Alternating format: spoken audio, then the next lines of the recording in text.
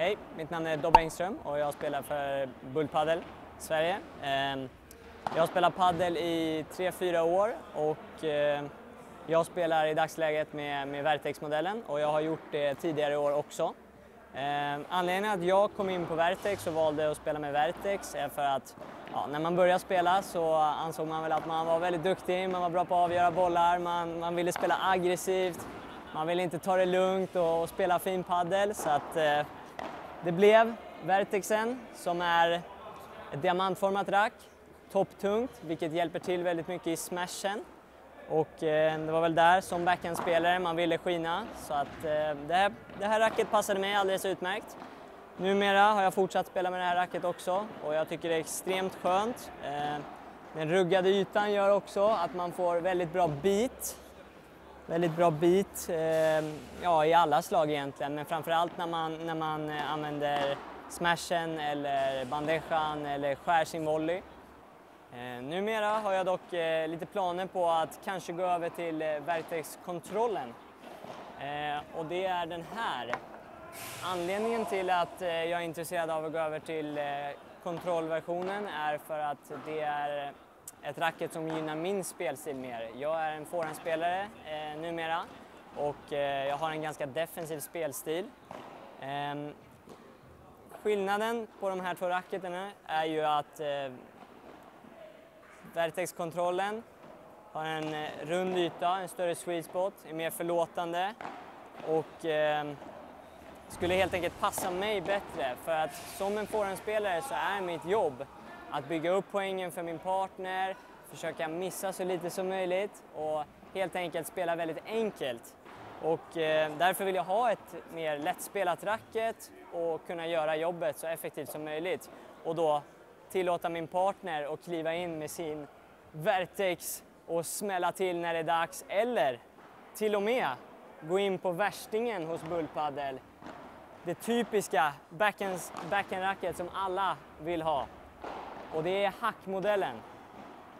Här har vi alltså värstingen hos Bull Padel, hackmodellen. Framförallt en favorit för backhandspelare, då det här racket är lite av ett powerhouse när det kommer till smash. Och som backhandspelare så är alla ute efter den här supersmashen. Anledningen till att vi får en hårdare smash med det här racket är för att träffytan och materialet är lite styvare och hårdare.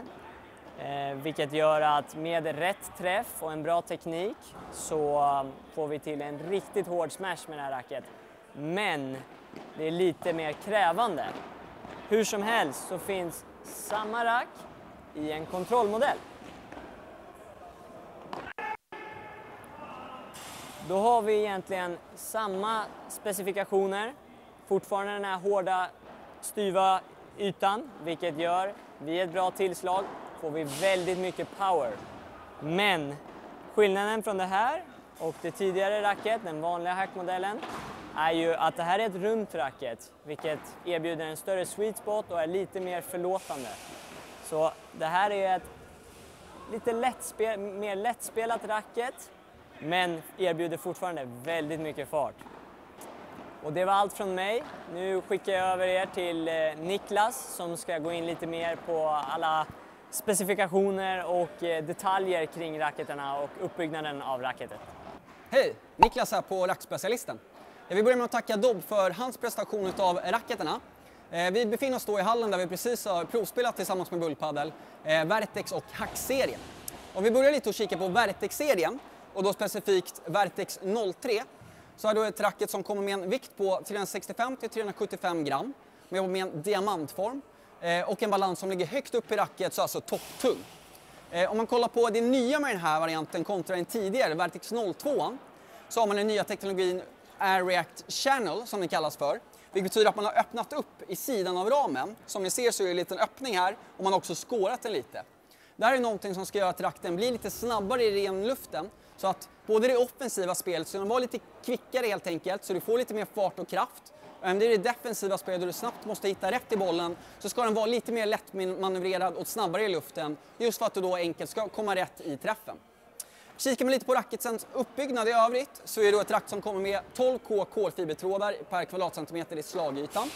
Man jobbar vidare med Adaptia som då är ett multilayer core där man har olika styvheter på lagren inuti racketen. Inuti racketen längst inne så har man lite mjukare typ av foam som då kommer att svara lite bättre. Då du inte trycker på bollen sådär jättemycket så kommer du få mycket hjälp ut i form av fart och komfort och känsla. Längst ut emot själva slagytan så hittar vi det lite styvare.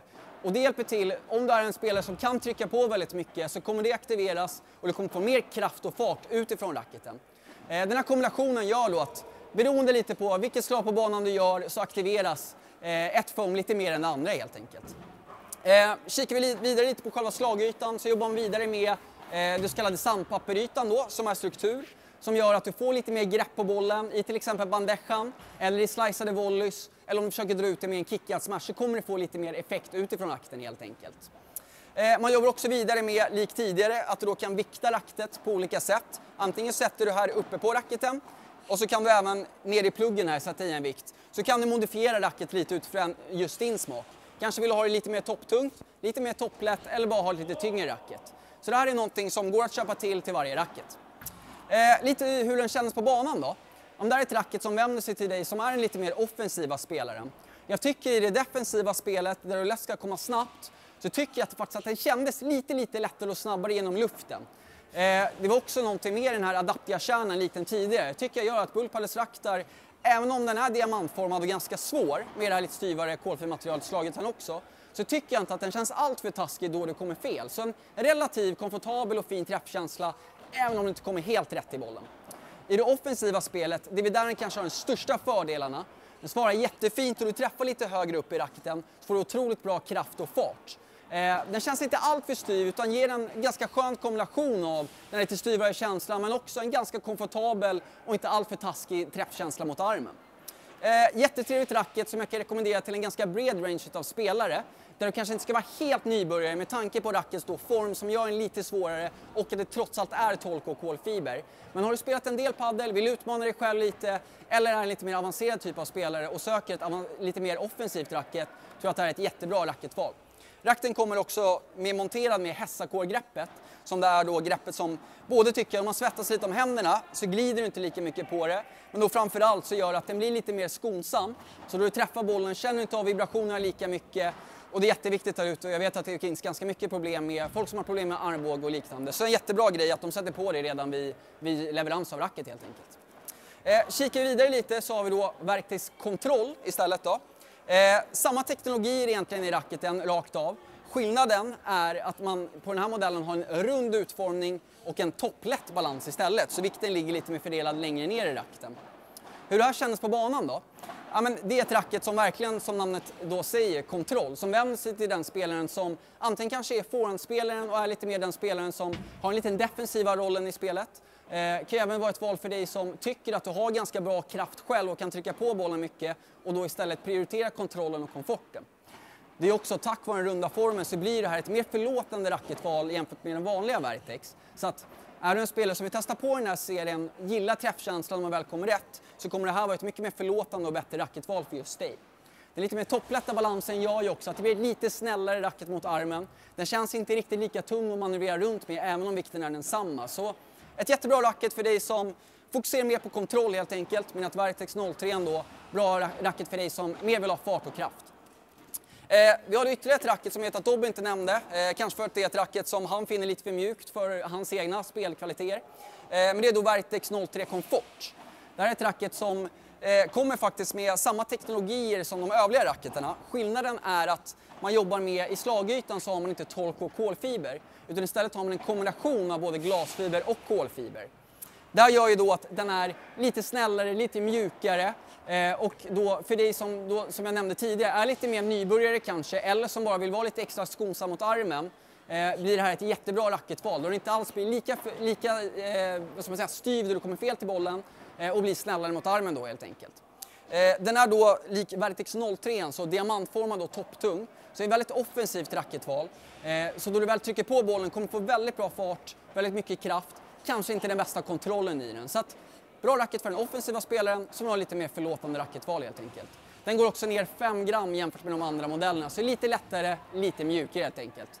Jättetrevligt, jättehärligt racket, lite för mjukt för mig, men klockrent för den spelaren då som vill ha lite mer lättspelat racketval. Om vi då går vidare och kollar på Hack-serien så ska vi börja med att kika på Hack 02. Där man faktiskt har valt att behålla det tidigare namnet just för att man inte gjort några nya teknologiska uppdateringar i racketen. Däremot så har man lagt en ny färgsättning, alltså ny design på de olika modellerna. Men om vi kollar lite på Hack 02 då, så är det ett racket som kommer med en vikt på 365 till 375 gram. Man jobbar med en hybridform så jag tycker kan jämföras lite med en droppform. Balansen är hög, så ligger då alltså väldigt högt upp i racket och blir då topptung helt enkelt. Om man kikar lite på själva uppbyggnaden på racketen så jobbar man med samma typ av kärna här. Adaptia-kärna, med det olika densiteter, olika lager.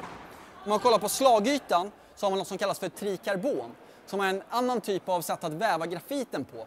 Det här gör att det blir faktiskt ett styvare utskikt jämfört med Vertex-serien. Så det är en väldigt styv typ av slagyta i racketen. Här har man även valt då att lägga på så att du kan lägga olika vikter uppe på om du vill få den lite mer topptung, och du kan även lägga, lik på Vertex-serien, en vikt i själva handtaget också om du vill få ner vikten lite. Kommer också med Hessacore-greppet på, så en jätteskön liten extra touch på den. Om man kollar lite på hur den här beter sig i spelet då.